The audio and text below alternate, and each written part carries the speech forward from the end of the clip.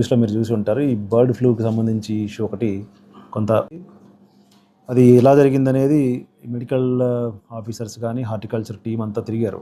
ఒక 3-4 డేస్ నుంచి ఫీల్డ్లో తిరుగుతూ ఉన్నారు.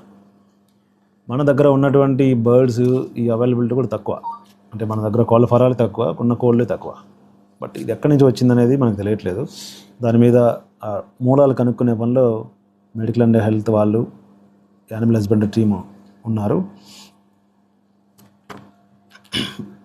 దీనికి సంబంధించి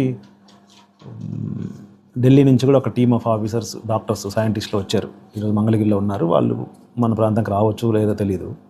బట్ వాళ్ళైతే మన స్టేట్కి వచ్చారు. దాని మీద కూడా వాళ్ళు స్టడీ చేస్తూ ఉన్నారు. దీని మీద కూడా ఎవరు ఆందోళన చెందాల్సిన అవసరం లేదు. ఆ ప్రాంతం అంతా స్క్రీనింగ్ చేశాము, అందరికి టెస్టులు చేశాము. ఎవరు కూడా పాజిటివ్గా నిర్ధారణ కాలేదు, అందరూ నెగిటివ్గా ఉన్నారు. ఎవరికి సింటమ్స్ కూడా లేవు.